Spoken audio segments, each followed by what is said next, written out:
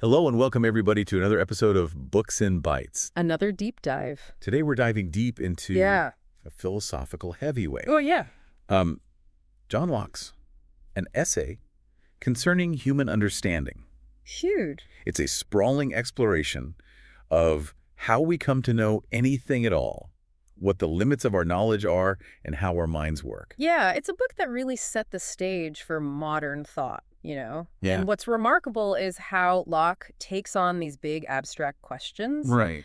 but does so in a way that's grounded in observation and common sense. Right. It's not just some airy philosophical treatise. It's like he's trying to build a practical framework for Yeah. understanding the human mind. So Yeah, before we jump in, sure. can you give us a quick overview of the main themes we'll be exploring? Absolutely. So Locke starts by dismantling this idea of innate ideas, arguing that we're not born pre-programmed with knowledge. Okay. Instead, he says we come into the world as blank slates, Right. tabula rasa, Tabula rasa. and all our knowledge comes from experience. That's a pretty radical idea for his time. It is very radical for his time. So how does he explain how we build knowledge from scratch? He lays out two main sources, sensation and reflection. Okay. Sensation is how we get information through our senses. Right. Sight, sound, taste, touch, smell, and reflection is our mind's ability to look inward to examine its own operations, Okay. like thinking, doubting, and believing. Okay, so our senses feed us raw data, and then our minds process that data and turn it into knowledge. Yes. It's almost like our minds are little factories constantly churning out ideas. That's a great analogy, and Locke goes on to explain how these ideas, which start simple, get combined and built upon into more complex concepts. He breaks it down into simple ideas, the basic building blocks like sweetness or redness, and then complex ideas which are formed by combining and abstracting from those simpler ones. So it's like building a house. Yeah. You start with individual bricks, then you use those bricks to create walls, rooms, and eventually the entire structure. Exactly. And Locke shows how our minds are constantly constructing, comparing, and contrasting these ideas, creating a whole web of knowledge. But he doesn't stop there. He also delves into fascinating areas like memory, identity, and even our perception of time. I'm already intrigued. This all sounds very modern, considering it was written over 300 years ago. It absolutely does, and that's part of the reason why Locke is still so relevant. He was tackling questions that are fundamental to human experience, and his insights hold up remarkably well. All right, I'm ready to dive into the details. Yeah. Let's start at the beginning. Locke's attack on the idea of innate ideas. Why was this such a revolutionary concept? Well, at the time, many philosophers believed that certain ideas, like the idea of God or moral principles, Right. were imprinted on our minds from birth. Locke, however, saw this as problematic. He argued that if we were born with these ideas, then everyone everywhere would have the same beliefs. But Yeah. clearly that's not the case. Yeah. People have different religions, different moral codes, different understandings of the world. So he's using the diversity of human thought as evidence against innate ideas. Exactly. He points out that if ideas were truly innate, they wouldn't vary so much from culture to culture, from individual to individual. And he even uses his observations of children and people with cognitive disabilities to support his point. What does he say about them? He argues that if certain ideas were truly innate, wouldn't we see them even in young children or those who, in his words, are idiots? But we don't. Children have to learn about the world. They have to develop their understanding gradually through experience this. For Locke was strong evidence against the idea of pre-existing knowledge. It's almost like he's doing a kind of proto-developmental psychology here, observing how children learn and using that to build his philosophical framework. That's a great way to put it. He's very much grounded in observation and experience, and this leads him to his famous concept of the mind as a tabula rasa, a blank slate. Right. The idea that we come into the world empty of knowledge, ready to be filled by experience. Precisely. And it's important to note that this doesn't mean Locke thought the mind is passive. In fact, he emphasizes the mind's active role in processing and shaping the information it receives. So it's not just a sponge soaking up information. No, it's more like a sculptor working with clay.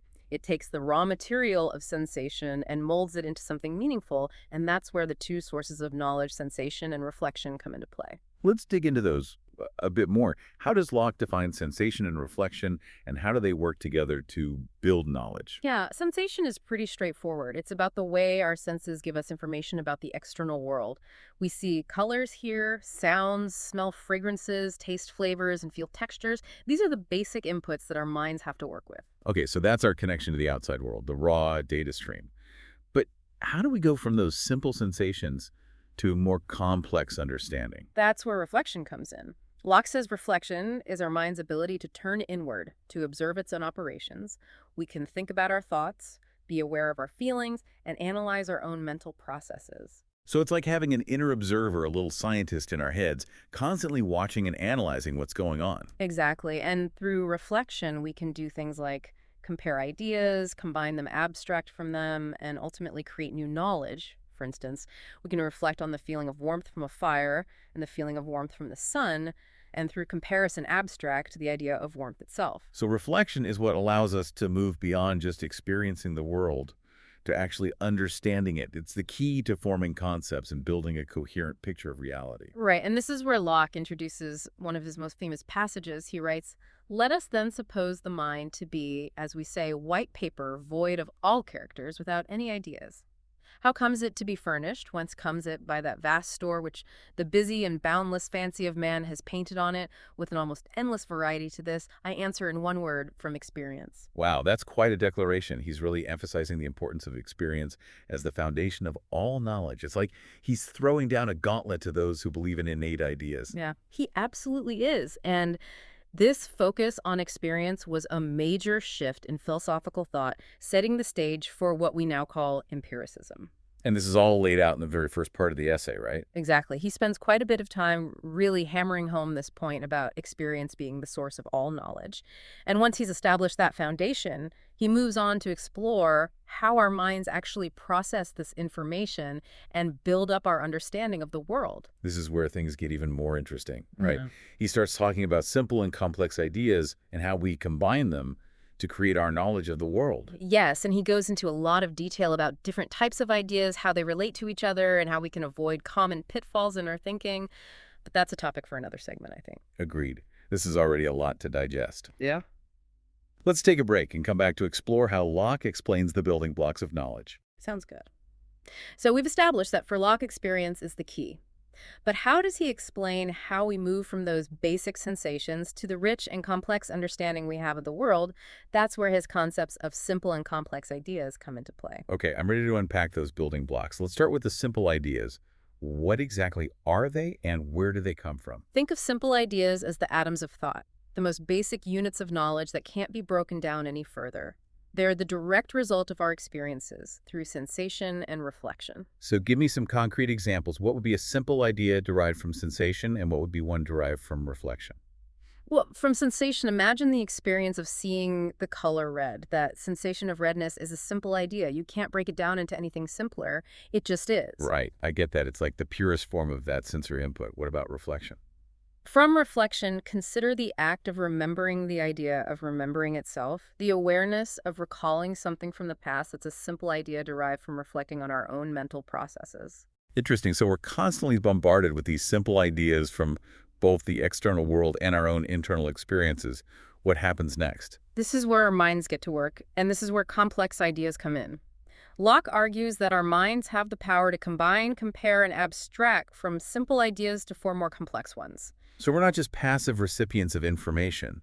We're actively constructing our understanding of the world. Exactly. It's a dynamic process. Let's take an example. Think of the concept of a tree that's a complex idea. Okay, how do we get there from simple ideas? Well, through sensation, you experience various simple ideas associated with trees. The greenness of the leaves, the roughness of the bark, the tallness of the trunk. Through reflection, you add ideas like the concept of growing or providing shade. So we take all those individual pieces and put them together like a mental jigsaw puzzle to form the complex idea of tree. Precisely, and we can do this with all sorts of complex ideas: beauty, justice, government, even infinity. Hold on, infinity. How can we form the idea of something that's, well, infinite if all our experience is finite? That's a question that fascinated Locke. He argues that even though all our positive ideas, those based directly on experience, are finite, we can still form the idea of infinity. I'm intrigued. How does he explain that? He says it comes from the ability of our minds to keep adding to a finite idea, to keep extending it without limit. So even though I can't experience infinite space directly, I can keep imagining space extending outward forever. Exactly, and that capacity to keep going, to never reach a final boundary, gives us the idea of infinity. That's pretty mind-blowing. So we're constantly building up these complex ideas. But Locke also seems very aware of the potential pitfalls in this process. He is one of the things he's most concerned about is the misuse of language. He points out that words are just symbols for ideas, and if we're not careful, we can get tripped up by words that are unclear, ambiguous, or just plain meaningless. So it's not enough to just memorize definitions. We have to really understand the ideas behind the words.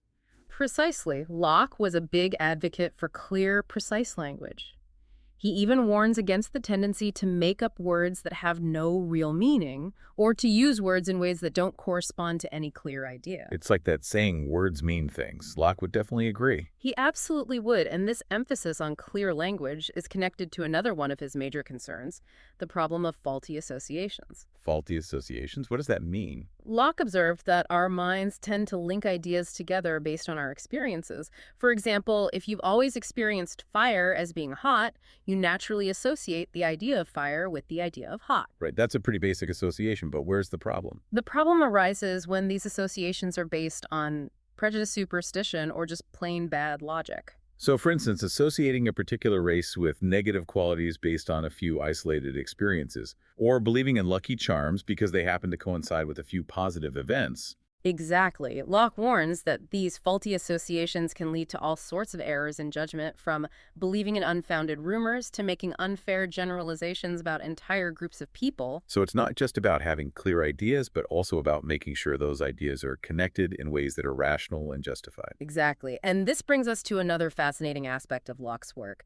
his exploration of memory and personal identity. Oh, this is where he gets into that mind-bending idea that our identity isn't tied to our physical bodies, but to the continuity of our consciousness, right? Yes, Locke argues that what makes us the same person over time is not the physical matter that makes up our bodies, but the continuous stream of our consciousness and, importantly, our memories. So even if our bodies change, even if we lose a limb or undergo a dramatic transformation, we're still the same person, as long as we have that continuous thread of memory and self-awareness. That's the essence of Locke's argument, he famously writes. For since consciousness always accompanies thinking, and it is that which makes everyone to be what he calls self, and thereby distinguishes himself from all other thinking things, in this alone consists personal identity, i.e., the sameness of a rational being. That's a powerful statement. It suggests that our memories are not just a collection of facts and experiences, but the very foundation of our sense of self. Right, and this has profound implications for how we understand ourselves, our relationships, and even our moral responsibility if who we are is tied to our memories. What happens if we lose those memories? What happens if our sense of self is disrupted or fragmented? Those are some big questions, and I'm guessing they've kept philosophers busy ever since Locke first posed them. They absolutely have, and Locke's work on personal identity is still considered one of the most important contributions to this ongoing debate. This has been a fascinating exploration of how Locke explained the building blocks of knowledge. We've gone from simple sensations to complex ideas, tackled the challenges of language and association, and even dipped our toes into the deep waters of personal identity. Now, ready for more? Where does Locke take us next in his exploration of the human understanding? Well, from here, Locke shifts his focus to the nature of reality itself and how our perceptions relate to the objective world. He introduces his famous distinction between primary and secondary qualities, which was a real game changer in philosophical thought. This sounds intriguing. Let's dive into that distinction. I'm eager to see how Locke tackles the relationship between what we perceive and what actually is. All right, let's unpack this idea of primary and secondary qualities. Okay. I have a feeling this distinction is going to get us thinking about the nature of reality itself. Yeah, you're absolutely right. This is where Locke dives into the relationship Okay. between the world as it exists independently of us Right. and the world as we perceive it. So what's the core difference between these primary and secondary qualities? Locke says primary qualities are those inherent properties of objects themselves, Okay. like solidity, extension, figure, motion, and number. These exist regardless of whether anyone is there to perceive them. Okay, so those are the objective, measurable properties of an object. Right. The things that don't change based on our individual perceptions. Exactly. What about secondary qualities? Secondary qualities, on the other hand, are the powers of objects to produce sensations in us. Things like color, taste, smell, sound. They only exist in relation to a perceiver. So let's use an example. Okay. Say I'm holding an apple. All right. What would be its primary and secondary qualities? Well, its primary qualities would be its shape, size, weight, the arrangement of its atoms, its position in space. These are all measurable and exist whether you're looking at it or not. Okay, I'm picturing that. What about the secondary qualities? Those would be the things like its redness, its sweetness, its smooth texture, its crispness when you bite into it. Those sensations are produced by the apple, but they only exist in your experience of it. Wow, that's a really interesting distinction. So are you saying the apple isn't actually red? It's more accurate to say that the redness isn't a property of the apple itself in the same way that its shape is. The apple has the power to reflect certain wavelengths of light that our eyes then interpret as red. So the redness is a product of the interaction between the apple light and our own sensory apparatus. Exactly. And the same goes for the sweetness. The Mhm. smooth texture, all those secondary qualities, they arise from the interaction between the object and our senses. That's a pretty mind-blowing concept. Yeah. It makes you realize how much of our experience of the world is shaped by our own perceptual filters. It does, and Locke goes on to argue that this distinction has implications for how we understand the nature of reality itself. If our perceptions are so influenced by secondary qualities, how can we be sure we're accurately grasping the objective world, the world of primary qualities? That's a big question. It's Th- like we're always seeing the world through tinted glasses, and we can't take them off to see what's really there. Does Locke offer any solutions? He doesn't claim to have a perfect solution, but he does emphasize the importance of reason and careful observation. He argues that we can use reason to distinguish between those aspects of our experience that are subjective and those that are more likely to reflect the objective world. So it's about being aware of our own biases Yeah, and trying to filter out the subjective elements to get closer to the truth. exactly. It's a process of critical thinking and careful analysis. Yeah. And this is where Locke's work has such a lasting impact. He's laying the groundwork for a scientific worldview, one that values empirical evidence and rigorous reasoning. I'm seeing how his ideas really were revolutionary. He's pushing us to move beyond unquestioned assumptions and to build our knowledge on a more solid foundation. And that emphasis on reason and evidence has continued to shape Western thought from the Enlightenment to the development of modern science. It's amazing to think that this one book, written over 3 centuries ago, has had such a profound and lasting impact. Is there anything else in Locke's essay that you think is particularly relevant to how we understand the world today? I think his whole approach to knowledge is incredibly relevant. He emphasizes the importance of constantly questioning our assumptions, being open to new evidence, and recognizing the limits of our own understanding. It's like he's giving us a blueprint for intellectual humility, for approaching the world with a sense of curiosity and wonder, but also with a healthy dose of skepticism. Exactly. And I think that's a valuable lesson for anyone in any field, whether you're a scientist, a philosopher, or just someone trying to make sense of the world around you. Right. Locke's essay offers a timeless guide to the process of learning and understanding. This has been an incredibly enriching deep dive. Thank you for guiding us through the intricacies of Locke's thought. It's been my pleasure. I always find new insights every time I revisit Locke's work. And to all our listeners, thank you for joining us on another episode of Books and Bytes. We hope you found this exploration of John Locke's, an essay concerning human understanding, as fascinating as we did. Until next time, keep those minds curious and keep exploring the world of ideas.